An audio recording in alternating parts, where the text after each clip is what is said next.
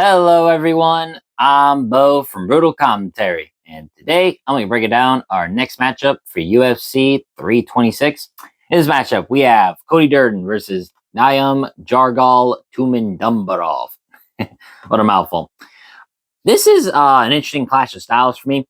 You've got a veteran wrestler in Cody Durden who's kind of made a career off of pressure and work rate, going up against a younger, more submission specialist who thrives in grappling exchanges. I know Tumen Dumbarof's nickname is the Art of the Knockout, but really he's more of a submission artist than anything else. So I guess you could say false advertisement. And on paper, that can be a dangerous combination. But when a wrestler repeatedly shoots into a grappler's guard, eventually something could go wrong in this. So, with that said, let's look at our two fighters. Starting with Tumen Dumbarov. He's currently 9-1 as a professional, 4-1 in his last 5 fights.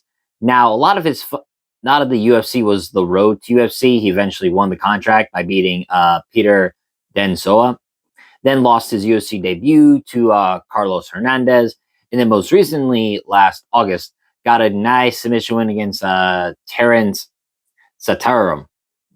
I think I'm pronouncing that right. For Tumen Dumbarov, very strong Mongolian fighter. Likes a very good wrestling, very good grappling, and he does carry good.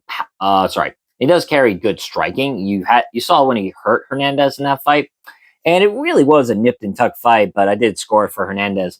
At the end of the day, though, like I said, Tumen Dumbarov has really good submissions and different varieties, right? Like an anaconda choke, rear naked choke. He has at least a good variety of different submissions to attack with, or I guess you could say to threaten with, like I said, and a guillotine and an armbar. So, like I said, he is more or less a well-rounded finisher because he does have some knockout wins, but again, mostly submission. As for Cody Durden, he's currently 17-9-1 as a professional, 1-4 in his last 5 fights. Not been looking good for Cody Durden, honestly. You look at the fights, he got finished by Bruno Silva a little over a year and a half ago. In a fight he was winning, but then got caught with the perfect uppercut. Then submitted Matt Schnell about a year and a half ago, which is his last win, mind you. Since then, he's been on a 3-fight skid, getting beaten the fuck up by Joshua Van, knocked out by Jose Ochoa, and then most recently submitted by Alan Nascimento. Now, granted, you look at the losses, he's not losing to scrubs, right? He's losing to the champion, top 15 contenders, or really good prospects. So again, he's not losing to bad fighters. It's just, it seems that Cody Durden is past his best days, is probably the best way to put it. I'll get more into that with but I will get more into that with the breakdown. With that kind of segue into it, let's get down to our breakdown. So, starting with Cody Durden. There we go. Cody Durden has always been a workhorse. That's probably the best way to define his style. His game is built around wrestling, pressure, and pace. Durden, he pushes forward, chains takedowns together, and forces opponents to defend constantly. He's also a pretty good striker, more of a gritty, dirty boxer, like fights in the phone booth. And even when Cody Durden's tired, he doesn't stop trying to wrestle. He is a very persistent wrestler and very good at fighting while tired. Maybe not the best casting, but good at fighting through exhaustion. And when the style works, it's incredibly frustrating to deal with. But there are concerns. Cody Durden is 34. He'll be 35 in a month. And while that's not exactly a death sentence at flyweight, it's not exactly young either. And flyweight is a division that favors speed and youth. I mean, you look at a lot of the new top contenders now who are like in their mid to early 20s. And, currently, like I said, Durden's on a rough skid, losing to Van, Ochoa, and Nascimento. And you think about it, right? Like I said, top tier grappler Nascimento and the champion in Van. But what's worrying is the tread, because Durden has been getting finished more often. In fact, you look at his 4 losses as of right now, he's been finished in all but one of those fights. And he's either getting caught by submissions or getting knocked out clean. And the durability that used to define him isn't quite the same anymore. And when your style relies on constant wrestling exchanges, submission and defending submissions, and overall just being gritty and tough, and when that toughness starts going away, that's going to leave some major holes in his game. Now, looking at Tumen Dumbarov, he's younger. He's at 27. He's fresher, and stylistically, he's very dangerous in grappling exchanges. He's more of a submission artist than a knockout artist, like I said. But that, like I said, doesn't mean he doesn't hurt people. Tumendemberel does absolutely carry power, but his real threat is what happens when the fight hits the mat. He's very opportunistic. If someone shoots a sloppy takedown, he's looking for the neck. If someone overcommits in the scrambles, Tumendemberel, he's looking for your arm or your neck. And, for Tumendemberel, he doesn't need prolonged control, like dominant grappling. He can, absolutely, but that's not really his style. He just needs more of an opening.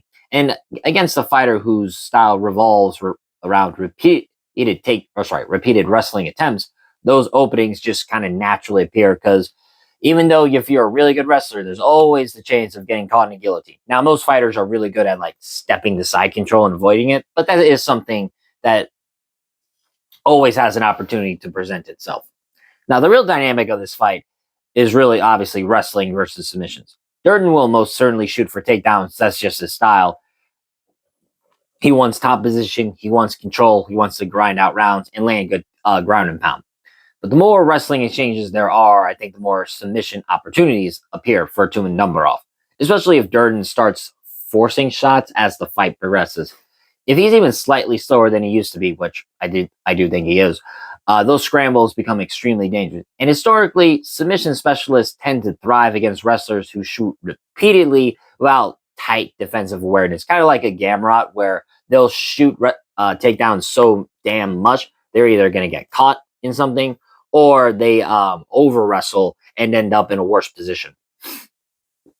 Plus, another factor here is durability and mileage.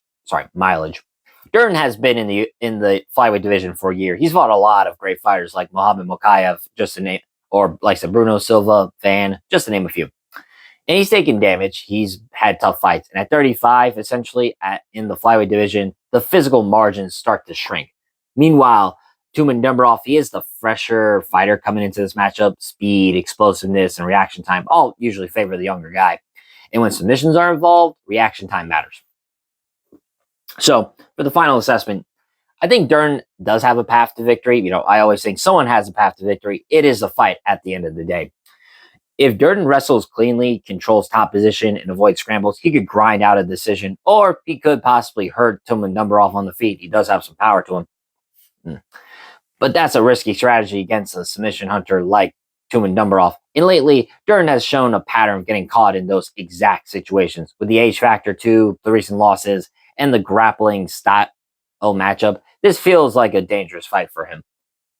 So, for my official prediction, I'm going to go with Nyamjargal Tumendemberel, and I'm going to pick him via submission. I think Durden's wrestling likely creates the very openings that Tumendemberel needs, and in a scramble-heavy fight, like I think this one will be, I favor the younger submission specialist to find the finish. So once again, I'm picking Tumendemberel, and I'm going to pick him via submission in this fight.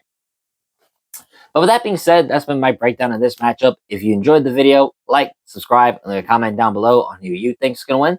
Until then, I've been Bo from Brutal Commentary. I thank you all for listening. And remember, stay calm, stay respectful, and enjoy the violence. I'll see y'all next time.